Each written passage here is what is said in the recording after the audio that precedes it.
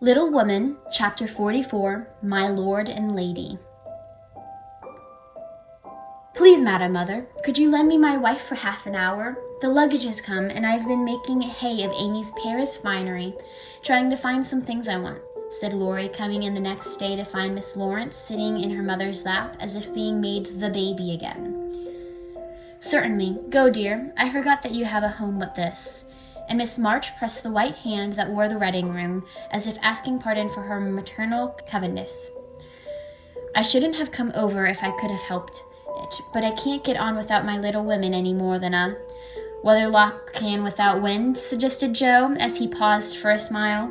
Joe had grown quite her own saucy self again since Teddy came home. Exactly, for Amy keeps me pointing due west most of the time, with only an occasional whiffle around to the south. And I haven't had an easterly spell since I was married. Don't know anything about the north, but I'm altogether salverous and balmy. Hey, my lady. Lovely weather so far. I don't know how long it will last, but I'm not afraid of storms, for I'm learning how to sail my ship. Come home, dear, and I'll find your bootjack. I suppose that's what you're rummaging after among my things. Men are so helpless, Mother, said Amy with a matronly air which delighted her husband. What are you going to do with yourselves after you get settled? Asked Joe, buttoning Amy's cloak as she used to button her pinafores. We have our plans. We don't mean to say much about them yet, because we are such very new brooms, but we don't intend to be idle. I'm going into business with a devotion and shall delight grandfather and prove to him that I am not spoiled. I need something of the sort to keep me steady. I'm tired of dawdling and mean to work like a man. And Amy, what is she going to do? Asked Miss March, well pleased at Laurie's decision and energy with which he spoke. After doing the civil all around, the airing our best bonnet, we shall astonish you by the elegant hospitalities of our mansion, the brilliant society we shall draw about us, and beneficial influence we shall exert over the world at large. That's about it, isn't it, Madame McMere? Asked Laurie with a quizzical look at Amy. Time will show. Come anyway. Impertinence, and don't shock my family by calling me names before their faces, asked Amy, resolving that there should be a home with a good wife in it before she set up a saloon as a queen of society. How happy those children seem together, observed Mr. March, finding it difficult to become absorbed in his Aristotle after the young couple had gone. Yes, and I think it will last, added Miss March, with a restful expression of a pilot who has brought a ship safely into port. I know it will. Happy, Amy? And Joe sighed, then smiled brightly as Professor Beher opened the gate with an impatient push. Later in the evening, when his mind had been set at rest about the bootjack, Laurie said suddenly to his wife, who was flitting about arranging her new art treasures, Miss Lawrence, my lord, that man intends to marry our Joe. I hope so, don't you, dear?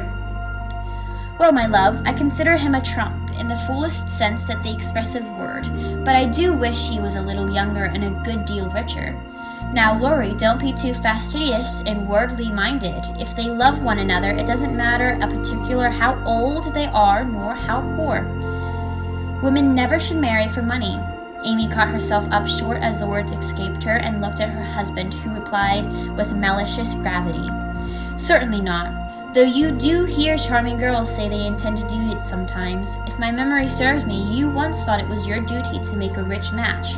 That accounts, perhaps, for your marrying a good-for-nothing like me. Oh, my dearest boy, don't say that. I forgot you were rich when I said yes. I'd have married you if you hadn't a penny, and I sometimes wish you were poor that I might show you how much I love you. Amy, who was very dignified in public and very fond in private, gave convincing proofs of the truth of her words. You don't really think I'm such a mercenary creature as I tried to be once, do you? It would break my heart if you didn't believe that I'd gladly pull in the same boat with you, even if you had to get your living by rowing on the lake. Am I an idiot and a brute? How could I think so when you refused a richer man for me, and won't let me give you half I want to now, when I have the right? Girls do it every day, poor things, and are taught to think it is their only salvation. But you had better lessons. I trembled for you at one time.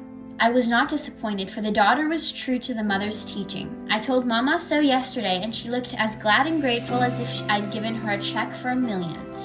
to be spent in charity. You are not listening to my moral remarks, Miss Lawrence. And Laurie paused, for Amy's eyes had an absent look fixed upon his face. I am, and admiring the dimple in your chin at the same time. I don't wish to make you vain, but I must confess that I am prouder of my handsome husband than of all his money. Don't laugh, but your nose is such a comfort to me. And Amy softly caressed the well-cut feature with artistic satisfaction. Laurie had received many compliments in his life, but never one that suited him better, as he plainly showed through he didn't laugh at his wife's peculiar taste, while she said slowly, "May I ask you a question, dear?" "Of course you may. Shall you care if Joe does marry Mr. Behar?" "Oh, that's the trouble, is it? I thought there was something in the dimple that didn't suit you." "Not being a dog and the manager, but the happiest fellow alive, I assure you I can dance at Joe's wedding with a heart as light as my heels. Do you doubt it, my darling?" Amy looked at him and was satisfied. Her last little jealous fear vanished forever, and she thanked him with a face full of love and confidence. "I wish we could do something for the capital old professor. Couldn't we invent a rich relative who shall obligatory die out in Germany and leave him a tidy little fortune?" said Laurie when they began to pace up and down the long drawing room, arm in arm, as they were fond of doing in memory of the Chelsea garden. "Joe would find us out and spoil it all. She's very proud of him just as he is, and said yesterday that she thought poverty was a beautiful thing." "Bless her dear heart, she won't think so when she has a literary husband and a dozen little professors and professorines to support. Won't interfere now, but watch our chance and do them a good turn in spite of themselves. I owe Joe for a part of my education, and she believes in people paying their honest debts, so I'll get around her in that way. How delightful it is to be able to help others, isn't it? That was always one of my dreams, to have the power of giving freely, and, thanks to you, the dream has come true. Ah, we'll do quantities of good, won't we? There's one sort of poverty that I particularly like to help. Out-and-out beggars get taken care of, but poor gentlefolks fare badly because they won't ask, and people don't dare to offer charity. Yet there are 1,000 ways of helping them, if one only knows how to do it. So delicately that it does not offend, I must say, I like to serve a decayed gentleman better than a blarenly beggar. I suppose it's wrong, but I do, though it is harder because it takes a gentleman to do it," added the other members of the Domestic Admiration Society.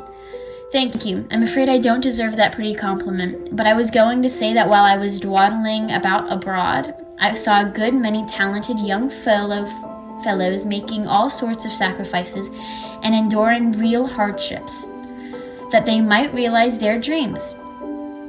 Splendid fellows, some of them, working like heroes, poor and friendless, but so full of courage, patience, and ambition that I was ashamed of myself and longed to give them a right good lift. Those are people whom it is satisfaction to help, for if they got genius, it is an honor to be allowed to serve them, and not let it be lost or delayed for want or fuel to keep the pot boiling. If they haven't, it's a pleasure to comfort the poor souls and keep them from despair when they find it out. Yes, indeed, and there's another class who can't ask and who suffer in silence. I know something of it, for I belonged to it before you made a princess of me, as the king does to the beggar maid in the old story. Ambitious girls have a hard time, Laurie, and often have to see youth, health, and precious opportunities go by just for want of a little help at the right minute. People have been very kind to me, and whenever I see girls struggling along, as we used to do, I want to put out my hand and help them as I was helped." "And so you shall, like an angel as you are," cried Laurie, resolving with a glow of philosophic zeal to found and endue an intuition for the express benefit of young women with artistic tendencies. "Rich people have no right to sit down and enjoy themselves, or let their money accumulate for others to waste. It's not half so sensible to leave legacies when one dies as it is to use the money wisely while alive, and enjoy making one fellow's creatures happy with it. We'll have a good time ourselves and add an extra relish to our own pleasure by giving other people a generous taste. Will you be a little Dorcas, going about emptying a big basket of comforts and filling it up with good deeds? With all my heart, if you will be a brave St. Martin, stopping as you ride gallantly through the world to share your cloak with the beggar. It's bargain, and we shall get the best of it." So the young pair shook hands upon it, and then placed happily on again, feeling that their pleasant home was more homelike because they hoped to brighten others' homes, believing that their own feet would walk more uprightly along the flowery path before them, if they smoothed rough ways for others' feet, and feeling their hearts were more closely knit together by a love which could tenderly remember those less blessed than they.